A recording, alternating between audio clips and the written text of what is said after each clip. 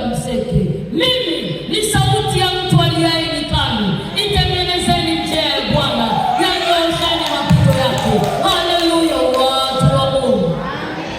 Leo tunaenda kujifunza mwaka uliovikwa wema wa Bwana. Somo letu kuu leo ni Zaburi 65 mstari wa 11. Imeandikwa, umeuvika mwaka taji ya wema wako, mapito yako yadondoza unono. Zaburi 65 mstari wa 11 ambalo ndio somo letu kuu leo lina maana gani?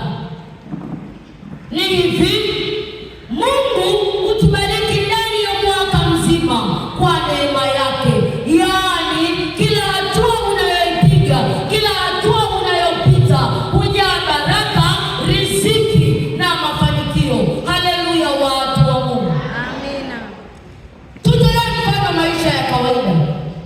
Mkulima hawezi kuvuna kitu chochote kama hakupanda. Mfanya biashara hawezi kufanikiwa kama hakupata wateja. Au unaniambiaje wafanya biashara? Hata mwanafunzi darasani hawezi kuelewa kitu chochote kama asipokuwa na akili. Au unaniambiaje watoto wenzangu? Na yote hayo yanatokana na Mungu kwa neno la Yakobo 1 mstari wa 17. Haleluya, watu wa Mungu.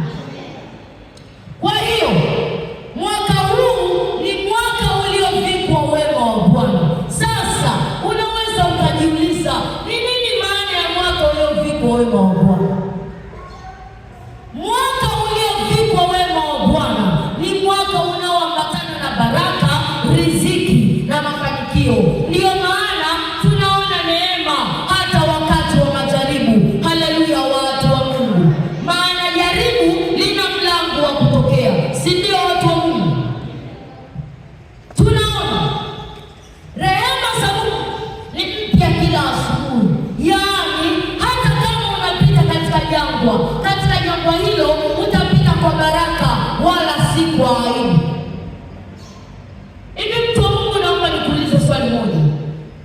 Umewahi kukaa ukawaza ukafikiria umrudishie nini Mungu kwa yale mema yote aliyokutendea ndani ya mwaka mzima? Soma Zaburi 116 mstari wa 12. Imeandikwa, nimrudishie Bwana nini kwa ukarimu wake wote aliyonitendea. Haleluya, watu wa Mungu. Amina. Wangapi leo hii mtamrudishia Mungu kitu kwa yale yote aliyowatendea ndani ya mwaka uliopita, mwaka 2025? Ni wangapi? Naomba tupungiane mikono. Pia Zaburi 65 mstari wa 11 inatukumbusha kwamba mwaka uliovikwa wema wa Bwana ni mwaka unaohitaji utii na kujitoa. Watu wengi wanapenda mafuta lakini hawapendi kujitoa. Haleluya, watu wa Mungu. Naomba niwaambie kitu kimoja, watu wa Mungu, au niwaeleweshe kitu kimoja. Utoaji kanisani si kitu cha kulazimisha, bali ni ibada ya moyo ambayo inaonyesha njia ya kujionyesha mbele za Mungu kuwa unampenda, unamshukuru, lakini pia unautii mbele za Mungu. Kwa neno la Mithali 3 mstari wa 9 hadi wa 10 imeandikwa, mheshimu Bwana kwa mali yako na kwa malimbuko ya mazao yako yote, ndipo hala zako zitakapojazwa kwa wingi na mashinikizo yako yatafurika divai mpya. Haleluya, watu wa Mungu.